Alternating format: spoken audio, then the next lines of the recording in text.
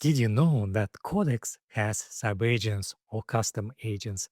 And if you didn't know, then I recommend you watch this video until the end because we are going to talk about this topic today. Hey devs, my name is Vlad. I am Codex Ambassador in Chiang Mai and welcome back to my channel.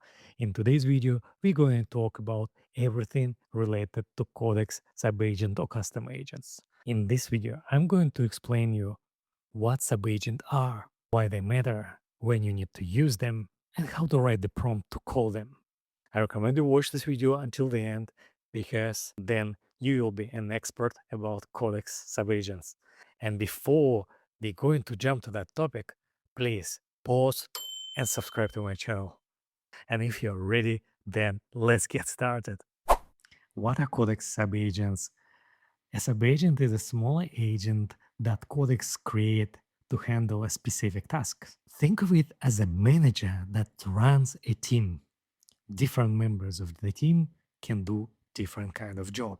One is review PR, another is writing the front-end code, and another one, for example, writing back-end code. And everything happens in parallel. You might ask why subagents matter, because context. Even for large context window, LLMs still have a limit. If you put too much information in one conversation, the model can become unreliable. The second reason is the speed. Many agents work in parallel. It means your task could be done faster. The third reason is specialization. Different tasks need different thinking. And with subagents, you can have different models, different instructions, and different tools. For example, security agent should think different from back agent. Code reviewer should understand and review the code, but don't edit the code, and so on. When should you use subagents? Subagents are best when the task can be split into independent parts. Good examples include code review, large pull request analysis, back triage, test gaps analysis, documentation update, code base exploration, migration planning, and so on. Codex has built-in agents. The default agent is the general fallback agent. The worker agent focuses on implementation and fixes. The explorer agent is better for reading, searching, and understanding the codebase. After you understand the basic about subagents, it's time to learn custom agents or subagents. Custom agents are useful when you repeat the same workflow many times. For example, you may want to secure a review agent or test quality agent or documentation agent. In Codex, custom agent can be defined in the toml files. For personal agents, you can place them inside tilde/.codex/agents folder. For project-specific agents, you can place them in .codex/agents/folder.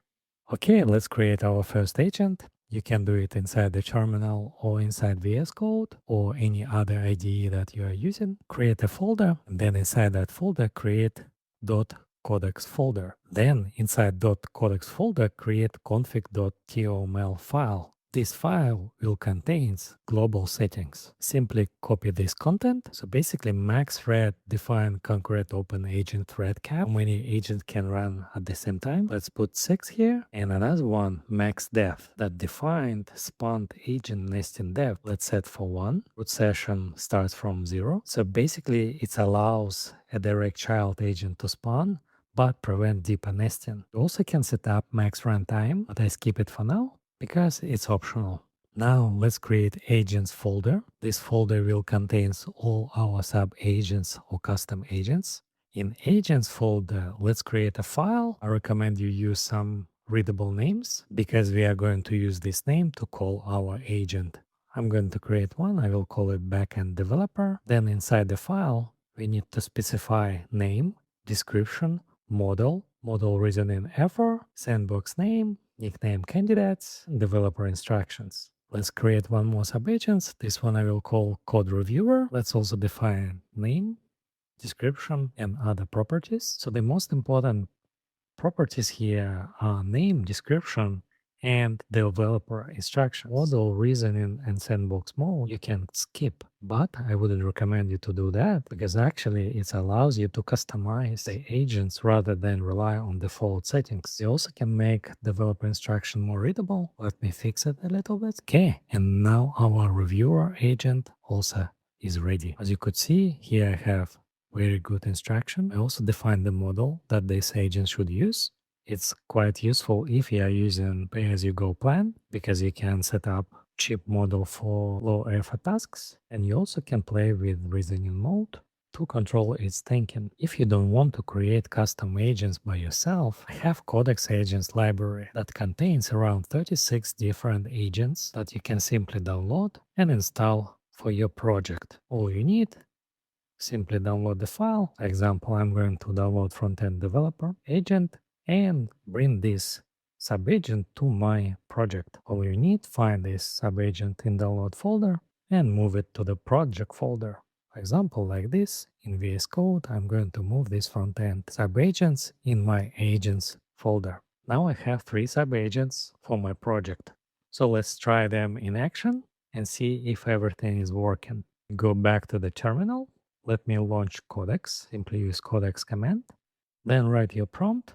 And in order to spawn custom agent, you have to call the agent specifically. It means inside the prompt, you have to use agent name. For example, create a single to-do web application using front-end developer agent. After hit enter, you will see that Codex start analyzing what inside the folder, and as you see, it's found front-end developer agent and successfully assigned task to it. In one prompt, you can use up to 6 agents. We defined in our config file. If you want to see all subagents that running, use /agent command to list for you all subagents that you launched in this session. Unfortunately, by default, subagents don't create a separate working branch, so all the changes will be on your main branch. But if you explicitly ask about it, it could create for you a separate branch before start do the job. As you could see, our front-end developer finished a task and hand over it to the main agent. Okay, what I'm going to show you now, with this prompt, we are going to run 2 subagents at the same time. As you can see in my prompt, I explicitly call 2 different agents for 2 different tasks.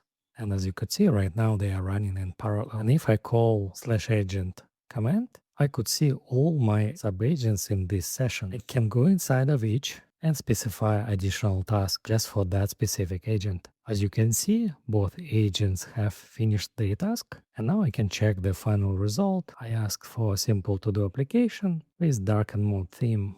And here we go, this is my simple to-do application with darken mode theme, and everything is working fine. So basically by using subagents, you can speed up your development and actually get better result because each agent in your list is a specialist.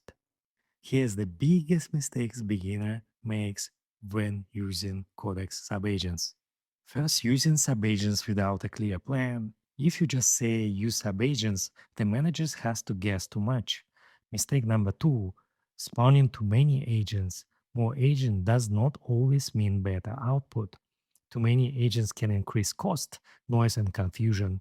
Mistake number 3, letting multiple agents edit related files at the same time. This can create semantic conflict, even if there are no git merge conflicts. Mistake number 4, trusting generated tests too much. AI written tests can sometimes test the implementation instead of behavior. Always review the tests.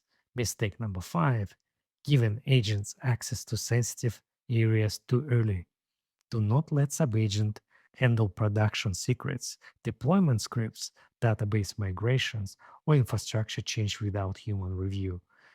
Subagents are useful, but you are still responsible for the final code. And that's it.